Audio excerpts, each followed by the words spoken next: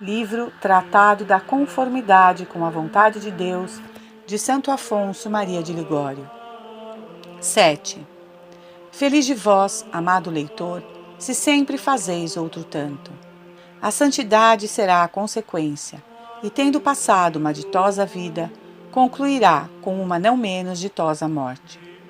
Quando se passa desta para outra vida, a esperança que os que ficam concebem da salvação do que foi, procede do conhecimento que haja de que morrer com resignação.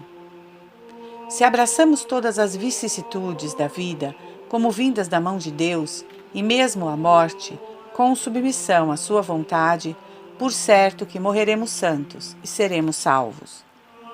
Abandonemo-nos, pois, em tudo à vontade daquele Senhor que, sendo o mais sábio, conhece o que melhor nos convém, e sendo o mais amante, pois que deu a sua vida por nosso amor, quer também o que é melhor por nós. Fiquemos certos e persuadidos, diz São Basílio, que Deus procura o nosso bem sem comparação melhor do que nós o podemos procurar ou desejar. Mas prossigamos e consideraremos em que coisas nos devemos unir com a divina vontade. Primeiro, devemos unir-nos à vontade de Deus nas coisas naturais, como quando faz frio, calor, quando chove, ou em tempo de escassez ou epidemia, e em outros casos iguais. Devemos abster-nos de dizer: que intolerável frio, que horroroso calor, que desagradável estação, ou fazermos uso de algumas expressões que mostrem a nossa repugnância para com a vontade de Deus. Devemos querer tudo como é, e porque Deus de tudo dispõe. São Francisco de Borja, indo uma noite a um convento da sua ordem, enquanto que nevava muito, bateu à porta muitas vezes. Porém os padres que estavam dormindo não lhe abriram. Quando amanheceu, muitos deles lastimavam tê-lo feito esperar tanto fora de casa. Mas o santo lhes disse que ele tirará muita consolação durante aquele tempo, pensando que era Deus que fazia cair os flocos de neve sobre ele. Segundo, devemos unir-nos à divina vontade quando padecemos fome, sede, pobreza, desolação e desonra. Em todo caso, devemos dizer: Senhor, tu fazes e desfazes, e eu estou contente, desejando unicamente o que tu queres. E o mesmo devemos dizer, diz Rodrigues, naqueles casos imaginários sugeridos por Satanás, na intenção de nos fazer cair em alguma maldade, ou pelo menos para nos inquietar. Se alguém vos dissesse estas e aquelas palavras, ou vos fizesse estas ou aquelas ofensas, que direis, que faríeis? Devemos responder: eu diria e faria o que Deus quisesse, e assim nos livraríamos de toda falta de inquietação. Terceiro, se temos algum defeito natural, ou no nosso espírito ou no nosso corpo, como ter pouca memória, engenho rude, pouca habilidade, falta de algum membro, saúde fraca, não nos lastimemos, pois que merecimento tínhamos para que Deus nos desse uma alma mais sublime ou um corpo mais bem organizado? Não podia Ele permitir que nascêssemos na classe dos brutos? Não podia Ele deixar-nos no nosso nada? Demos graças ao Senhor por tudo que sua bondade nos tem concedido e por tudo que faz. Quem sabe se, tendo nós tido maiores talentos, uma perfeita saúde, um corpo extremamente bem organizado, nos teríamos perdido. A quantos a sua ciência e o seu saber têm sido a origem da soberba e do desprezo com que tratam os outros e, por isso, causa da sua perdição. Em tal perigo estão outros muitos, que se adiantam na ciência e nos talentos. A quantos outros a beleza e suas forças têm sido causa de muitos crimes.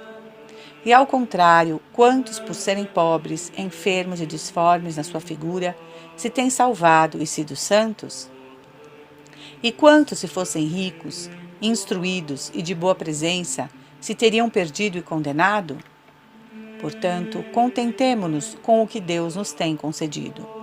Não é necessária a beleza, a saúde, nem um engenho agudo, só é necessário o salvar-nos, disse Jesus Cristo.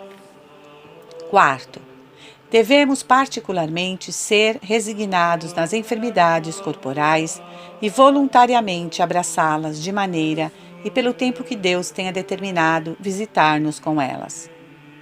Devemos tomar remédio para restaurarmos a saúde, porque tal é a vontade de Deus. Porém, não aproveitando estes, devemos unir-nos à vontade divina, o que nos será de maior vantagem do que a mesma saúde. E devemos dizer em ocasião tais: Senhor, eu não desejo a saúde nem a doença, desejo unicamente que a vossa vontade seja feita. E sem dúvida, grande virtude não lamentar nossas aflições durante o tempo da dor ou enfermidade. Porém, quando essas pesam sobre nós, não nos é vedado descrevê-la a nossos amigos, nem mesmo rogar a Deus que nos livre delas. Falo daquelas dores ou enfermidades que atacam severamente, que muitos há tão insofridos, que pela mais leve indisposição ou fadiga pretendem obter a compaixão de todos.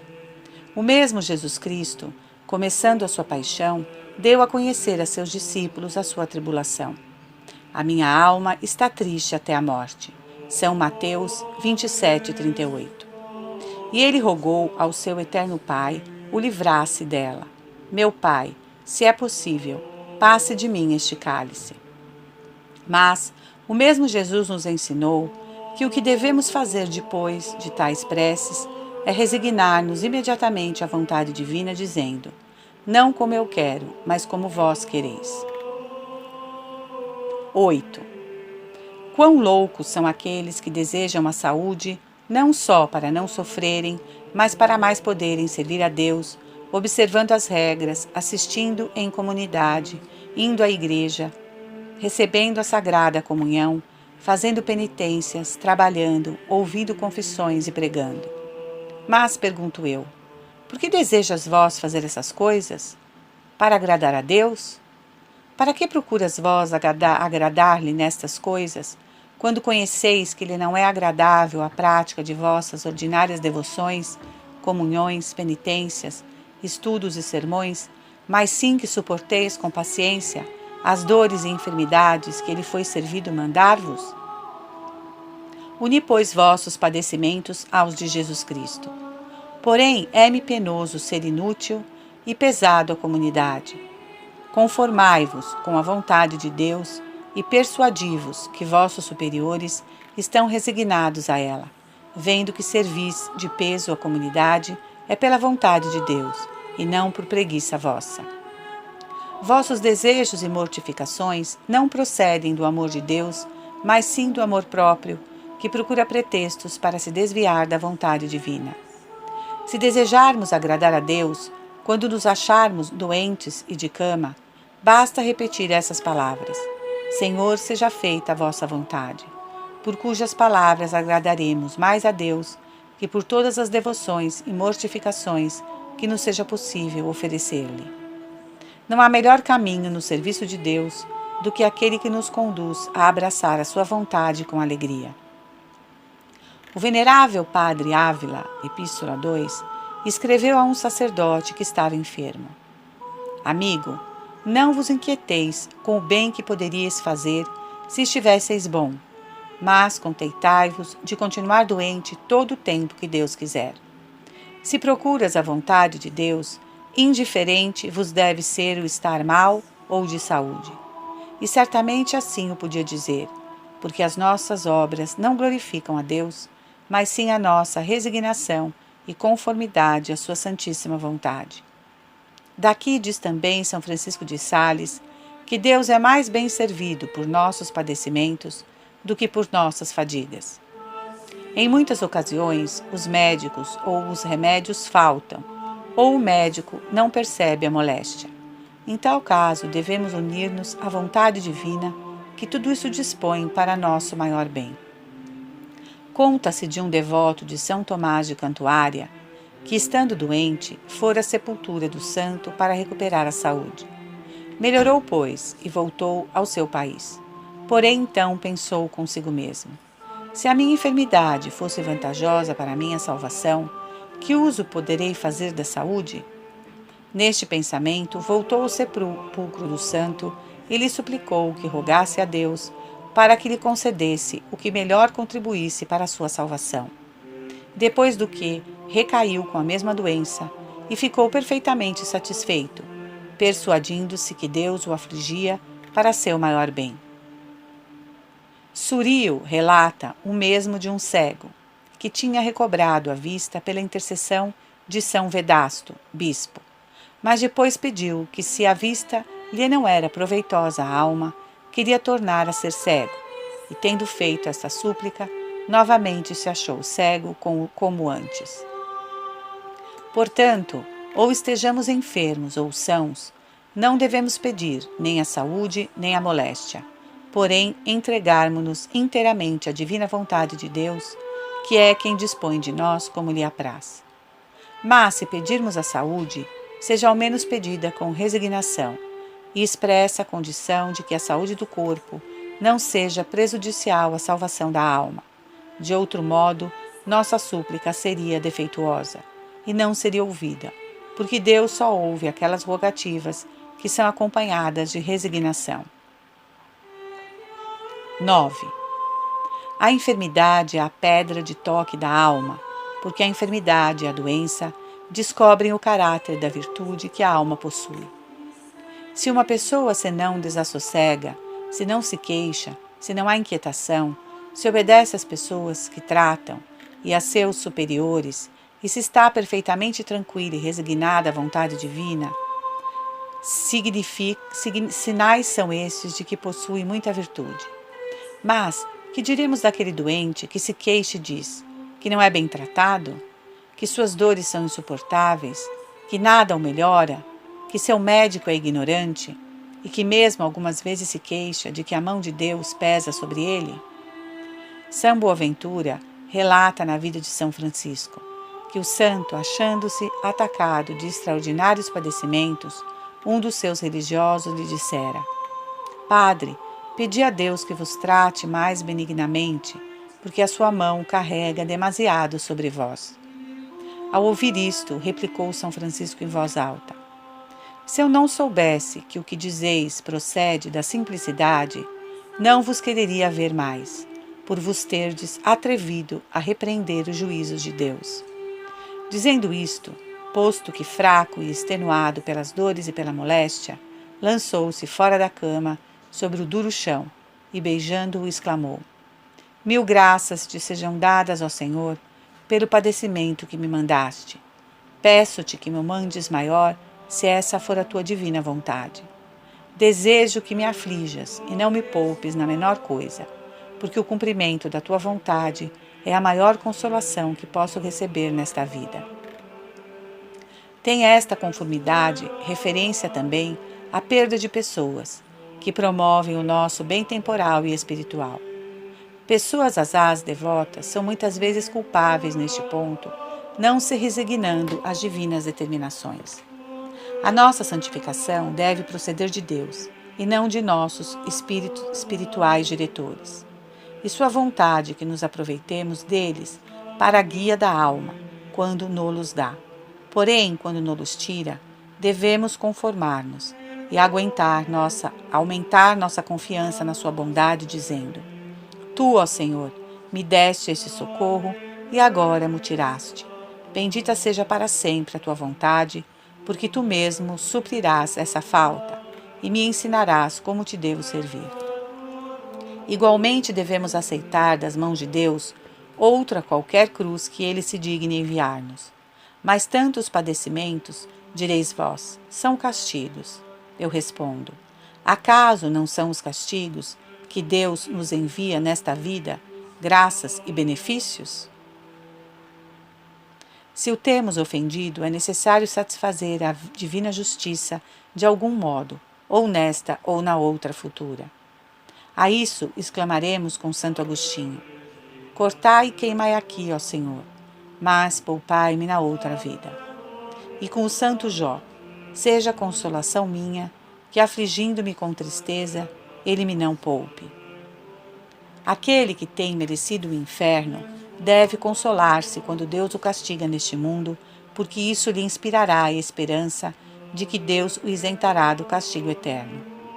Digamos então, quando Deus nos pune, o que dizia o sumo sacerdote Eli: é o Senhor, faça ele o que for justo e agradável aos seus olhos. 10. Também nos devemos resignar na desolação do espírito. Nosso Senhor, quando uma alma se entrega à vida espiritual, costuma socorrê-la com abundantes consolações místicas em ordem a subtraí-la aos mundanos deleites. Porém, vendo-a estabelecida em espírito, retire a sua onipotente mão para obter uma prova do amor que esta alma lhe dedica e ver se ela o servirá sem a recompensa neste mundo de delícias sensíveis. Enquanto vivermos no mundo, diz Santa Teresa, a nossa vantagem não é tanto em gozar de Deus em si mesmo, como em fazer a sua divina vontade.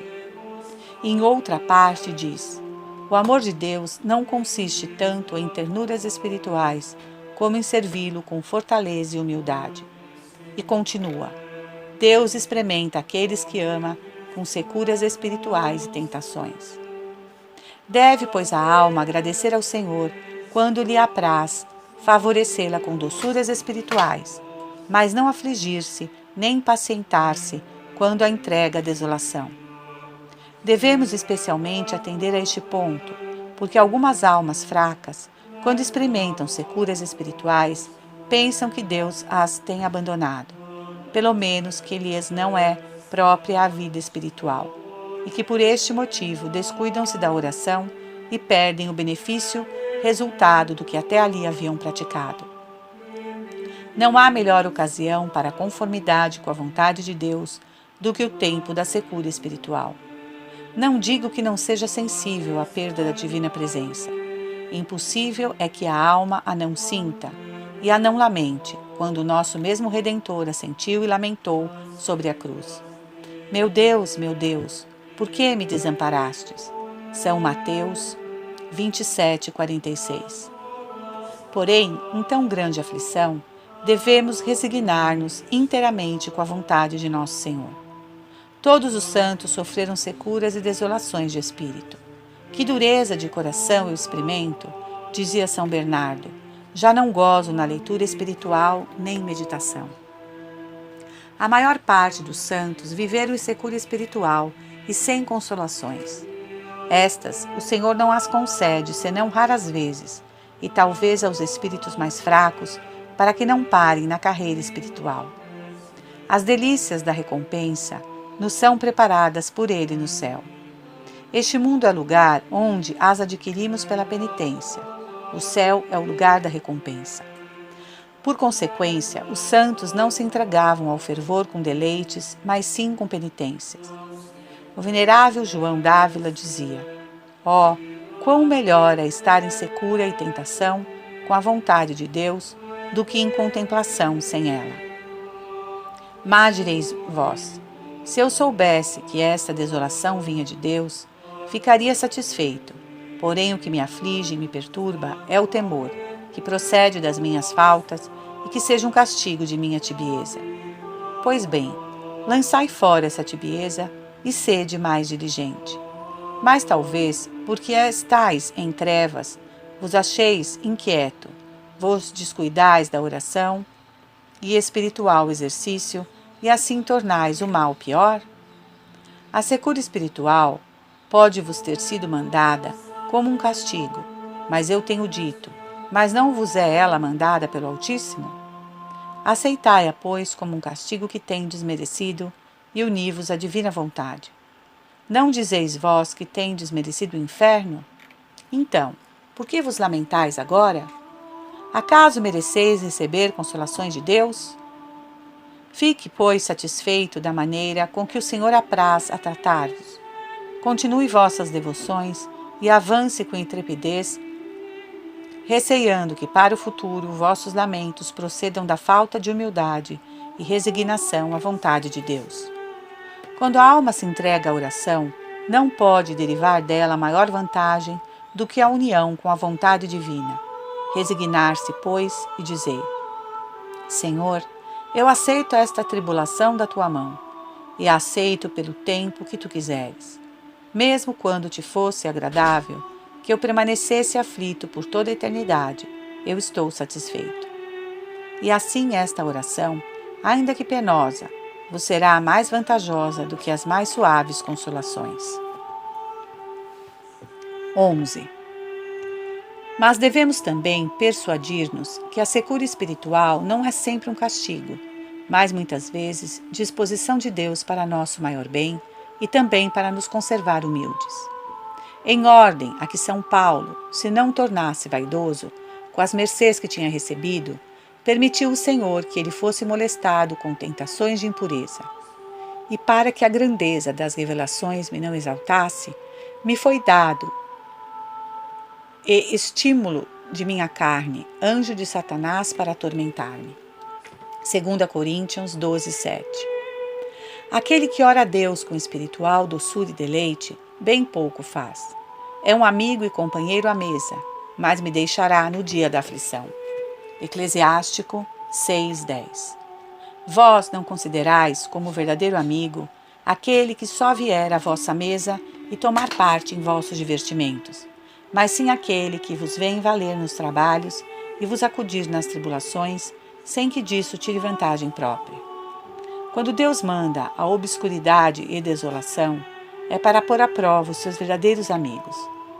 Paládio, tendo sofrido grande secura espiritual na oração, foi consultar São Maurício, que lhe disse: quando o inimigo vos tentar para que deixeis a oração, dizei-lhe: eu me satisfaço de aqui ficar pelo amor de Jesus Cristo, e mesmo só para guardar as paredes desta cela. Tal deve ser a vossa resposta, quando fordes tentado a não continuar na oração, porque vos parece que nisso perdeis tempo. Dizei nessas ocasiões: aqui estou para agradar a Deus. São Francisco de Sales diz que, se nós nada mais fazemos quando rezamos do que afastar distrações e tentações, que rezamos bem. Taulero também diz que aquele que no tempo da secura espiritual perseverar na oração, lhe concederá a Deus maiores graças do que aquele que orar com sensível devoção. O padre Rodrigues diz que um certo homem confessava que pelo espaço de 40 anos não tinha experimentado consolação alguma na oração, mas que naqueles dias em que orava se sentia mais forte, em virtude, porém, que se não orava conforme o costume, se sentia possuído de tal fraqueza que estava inteiramente incapaz de fazer obra alguma boa. São Boaventura e Gerson dizem que muitos que durante a oração não têm a atenção que desejam, servem mais a Deus do que outros que a conservam, porque esta falta os obriga a serem mais diligentes, pois que, se assim não fosse, se poderiam tornar negligentes e soberbos na ideia de que haviam achado o que procuravam. E o que temos dito da secura espiritual, podemos também dizer das tentações. Porém, se Deus permite que sejamos tentados, ainda que devemos trabalhar para evitar as tentações, sejam estas contra a pureza ou contra qualquer virtude, não devemos lastimar-nos, mas também nisso resignar-nos à divina vontade.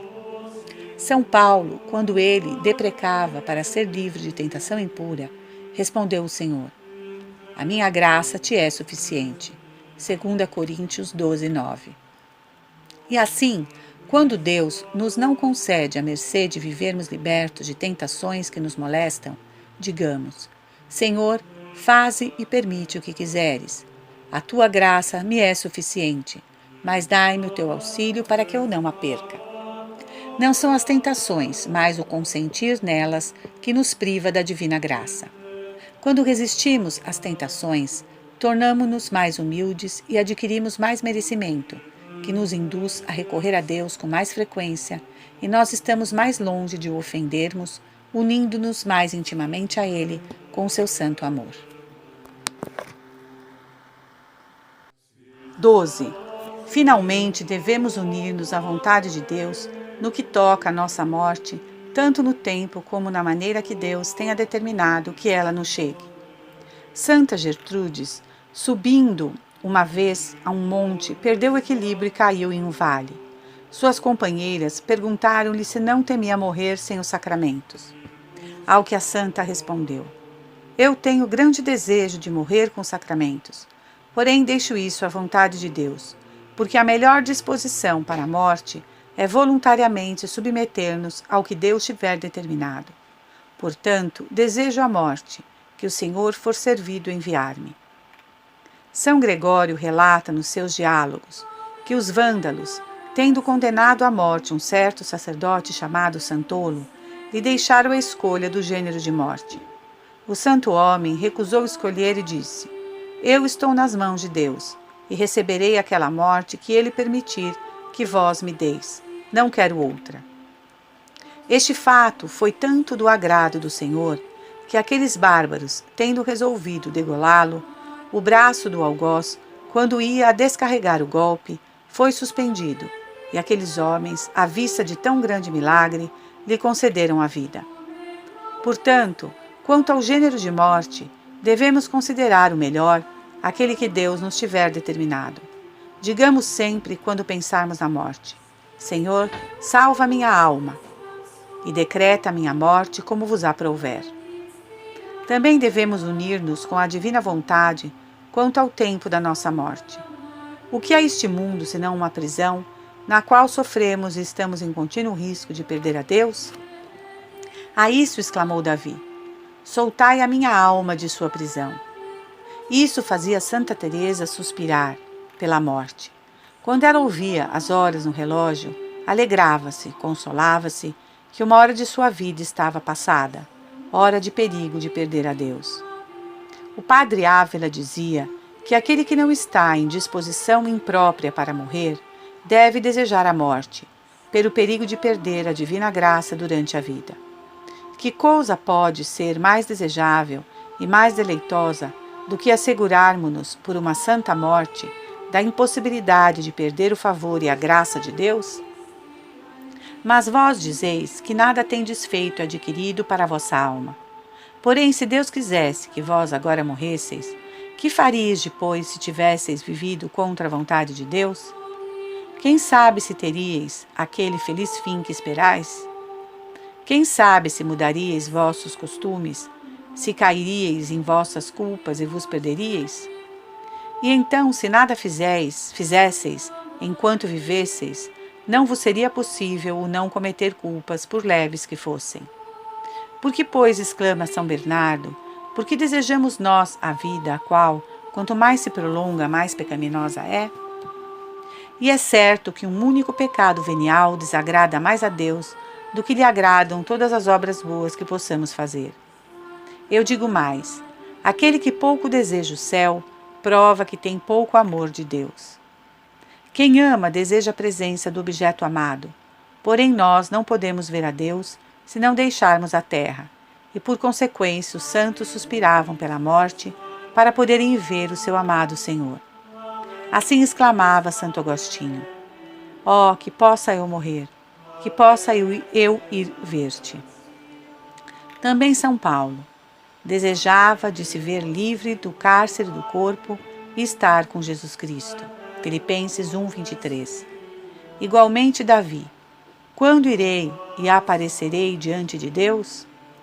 E assim também dizem todas as almas que amam a Deus.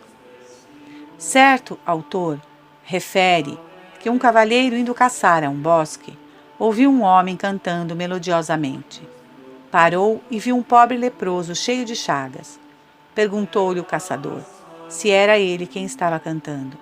Sim, respondeu o leproso, era eu. E como podeis vós cantar e estar contente, suportando aflições e dores que vos vão gradualmente privando da vida? O leproso respondeu: Entre mim e o Senhor nada mais há que esta muralha de barro, que é o meu corpo. Removido este obstáculo, eu gozarei o meu Deus, e vendo que todos os dias me vai caindo a pedaços, alegro-me e canto. 13.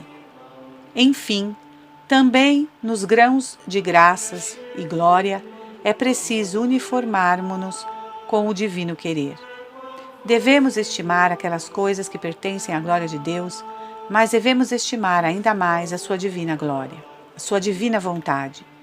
Devemos desejar amá-lo mais que os serafins, mas não devemos desejar maior grão de amor que não seja aquele que o Senhor tem determinado conceder-nos. O padre Ávila diz: creio que os santos desejariam ser ainda melhores do que foram, porém esses desejos não perturbam a paz de suas almas, porque eles, se assim o desejavam, não era por motivo de próprio interesse, mas para a glória de Deus, e cujas distribuições se submetiam, ainda que ele menos lhe desse, estimando como perfeito amor o estarem satisfeitos com o que Deus lhes tinha dado e não apetecendo mais. Assim Rodrigues o interpreta, que ainda que devemos ser diligentes em aspirar à perfeição, até onde possamos chegar, para não servir de escusa à nossa preguiça e tibieza, como alguns fazem, e dizermos: Deus nos dará isso, eu posso fazer só isso. Contudo, quando faltamos nesta carreira, não devemos perder a nossa paz de espírito, nem a conformidade com a vontade divina, a qual permitiu nossa falta, humilhar-nos e arrepender-nos, e procurando maior adjutório em Deus, prosseguir nossa carreira. Por este modo, ainda que aspiremos a ser exaltados no céu, ao coro dos serafins, não por certo para termos maior glória, mas sim para dar maior a Deus, a amá-lo ainda mais, todavia devemos resignar-nos à sua santa vontade, contentando-nos com aquele grão que a sua misericórdia se digne conceder-nos. Seria, pois, grande culpa desejar dons de sobrenatural oração e particularmente êxtases e revelações. Os mestres da vida espiritual nos ensinam, quando as almas são favorecidas com tais dons, que deveriam orar para serem privadas deles, para poderem amar a Deus pelo puro caminho da fé, o qual é o mais seguro. Muitos têm chegado à perfeição sem esses sobrenaturais favores. A virtude é bastante para elevar a alma à santidade e principalmente a da uniformidade com a vontade de Deus. E se Deus se não apraz de elevar-nos a um sublime grão de graça e glória, devemos conformar-nos à sua santa vontade, pedindo-lhe que, ao menos por sua misericórdia, sejamos salvos. Se assim fizerdes, a recompensa não será pequena, a qual o nosso bom Senhor derramará sobre nós pela sua bondade, porque Ele ama sobre todos aqueles que se resignam às suas determinações. Numa palavra, devemos olhar para tudo quanto nos acontecer como vindos das mãos de Deus. E a este fim se deve dirigir todas as nossas ações. Fazer a vontade de Deus, fazê-la, porque é a sua vontade.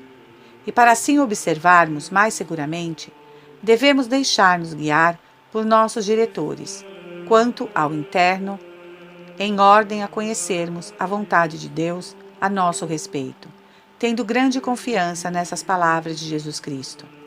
Aquele que vos ouve, a mim ouve. São Lucas 10:16. E, sobretudo, devemos ser cuidadosos de servir a Deus por aquele caminho que Ele quer que o sirvamos.